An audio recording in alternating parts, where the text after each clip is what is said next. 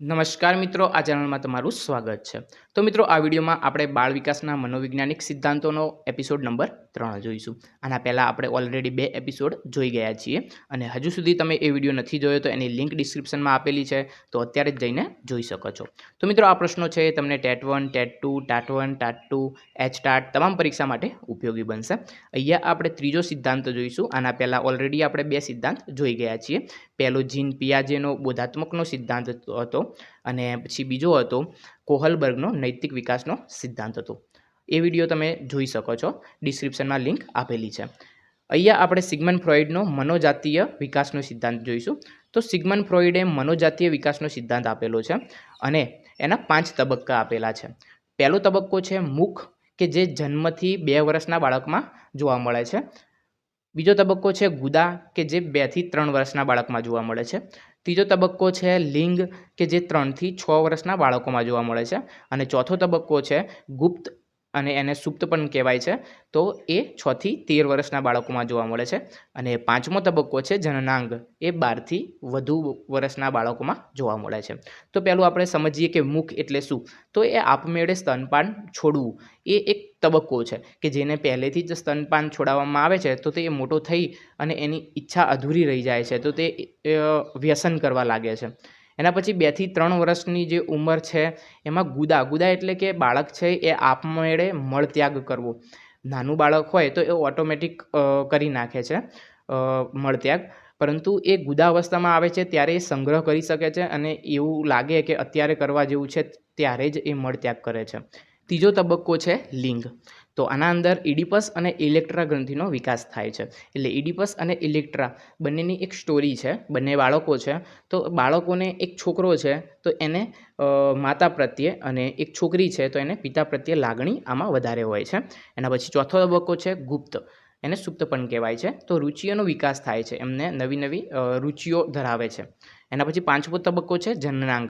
તો જનનાંગમાં ગાઢ સંબંધો સ્થાપવા, એટલે કે એક છોકરીને એક છોકરા પ્રત્યે અને છોકરાને છોકરી પ્રત્યે પ્રેમની અવસ્થા છે. તો મિત્રો, આ હતી બેઝિક માહિતી. તો આપણે વિકલ્પો જોઈએ. તો પહેલો વિકલ્પ છે ફ્રોઇડ કોણ હતા. તો મનોજાતીયવાદી હતા. એના પછી બીજો પ્રશ્ન છે ફ્રોઇડ કયા દેશના વતની હતા. તો ફ્રોઇડ છે એ ઓસ્ટ્રિયા દેશના વતની હતા. એના પછી ત્રીજો પ્રશ્ન છે કે ફ્રોઇડનો મુખ્ય વિષય શું હતો. તો મનોજાતીય અને અવચેતન મન. એના પછીનો ચોથો પ્રશ્ન છે ફ્રોઇડ કયા સિદ્ધાંતના પ્રણેતા હતા. તો મનોજાતીય વિકાસ સિદ્ધાંતના, કે જે અત્યારે આપણે હાલ જોયો છે.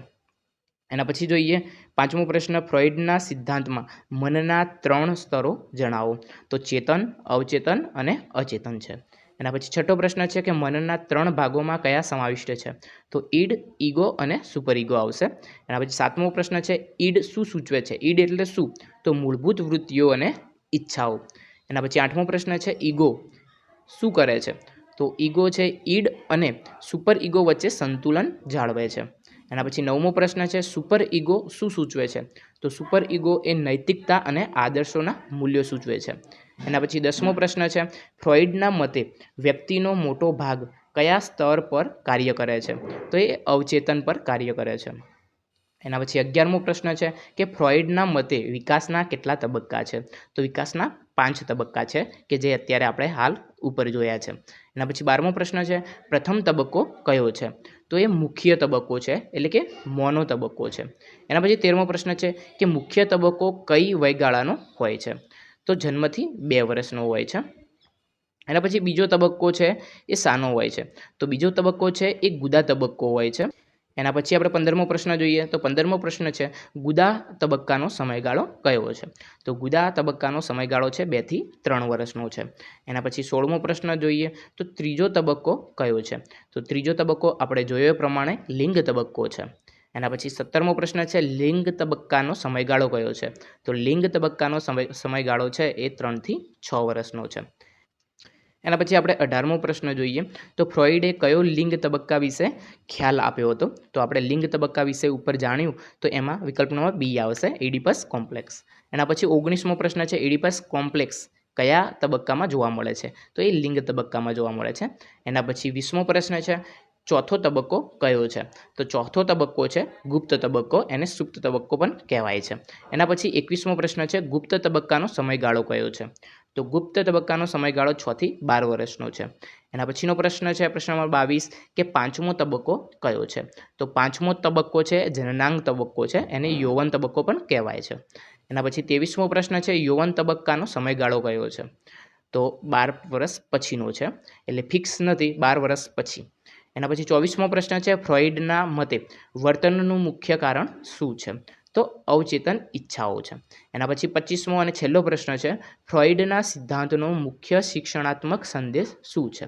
તો બાળકના અવચેતન ભાવોને સમજવા જોઈએ. તો મિત્રો અહીંયા આ વિડીયો પૂરો થાય છે અને અહીંયા આપણે એપિસોડ નંબર 3 જોયો છે. અને આવા જ વધારે સિદ્ધાંતો તમે જાણવા માગતા હોય તો આ વિડીયોને લાઇક, શેર અને સબસ્ક્રાઈબ કરવાનું ભૂલશો નહીં.